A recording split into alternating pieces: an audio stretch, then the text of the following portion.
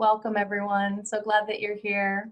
Welcome back to your Rave Cartography. And the reason we start there is so that you remember, you look at a chart, the first thing you see is that person's authority. If their solar plexus is colored in, final say, the last word, the feelings must be honored.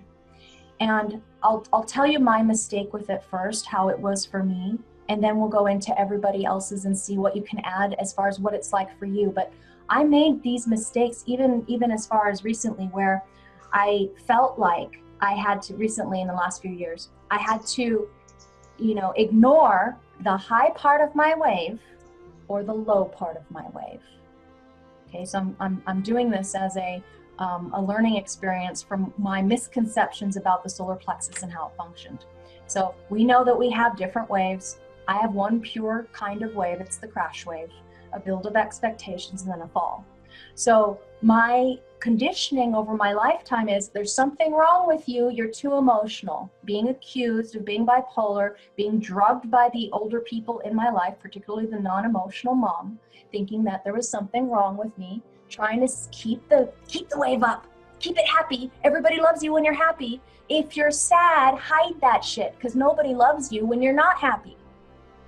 Seriously, so I thought I had to suppress the wave at the low end. We're not here to control the wave. We're here to allow every feeling. And we have the nuances and subtleties that collaborate or coalesce in this middle ground.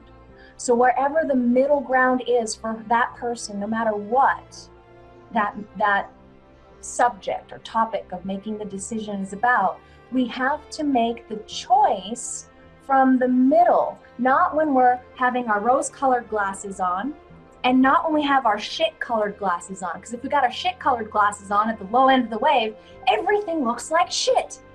And we want to share our shit with everybody else. No, here, you, look at this. My life is shit. Join me in my shit, right? You can't make a decision down there. But I would go, it's shitty down there. I don't want to let anybody see my shit. My shit doesn't stink. I don't have any shit, and I know I'm being kind of dramatic right now, but this is how I really want to get it across, what a solar plexus person can do. I don't care who you are. If you're a manifestor, you're a generator, you're a projector.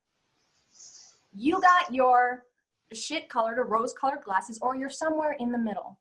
And what it can feel like for a person who's waking up as a solar plexus person, have you ever seen, there's this little cartoon, I love it. There's this glass bowl, this beautiful little fishbowl, and there's a beautiful little castle, and there's a beautiful little goldfish, bright yellow goldfish swimming around in his fishbowl.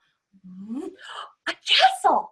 And he goes through the little castle, and he comes out, and he's just like, nothing's happening, kind of sad actually. And, oh, wow, a castle! And it's like that for the solar plexus in whatever your frequency field happens to be, But the cat is not just a castle. There's a dungeon on the other side, let's say. Oh, I'm going to add that. There's a dungeon on the other side. We're in a castle and we're in the dungeon. You can't make your decision based on the high and the low, but you got to look at the dungeon. You can't ignore the dungeon is there. The depths of the moat, and it's stinky and smelly. Those feelings need to be honored just as much as your excitement and your joy and your pleasure. The pain is feeding you information as a solar plexus person. All of it needs to be taken into account, and how it gets taken into account is the middle ground. Where is the middle ground? I just gave you all of the waves. Here's the stable and stalls waves. Where's the middle ground on this subject? The only way you know you're in the middle ground is that you're not happy about the thing that you're going to do. You're not sad about the thing that you're going to do. And there's no nervousness. So the way that nervousness shows up is it's going to be a feeling sensation in the body. The stomach, you might be sick to your stomach. You might be nauseous. You might feel, and I literally feel a sharp spike of fear. If I'm about to do something that is not to my authority's liking, I'll literally feel it as a sharp spike. And for me, it's the nervousness about what may or may not happen. I can feel, my cognition is feeling as well as my authority. So I feel something before something happens that I'm about to do that could end up really messed up. That's what it's like for me. So I'm gonna go into the chat here. Natalie says, everyone's gonna remember shit-colored glasses.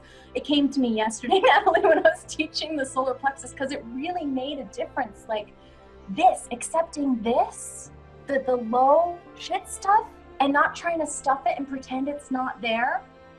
Like, it didn't hit me until really last year, going through some really dark moments, dark nights of the soul again, to go, oh wait, I can't ignore those. Just because there's no truth in them now doesn't mean that the highs and the lows don't have value.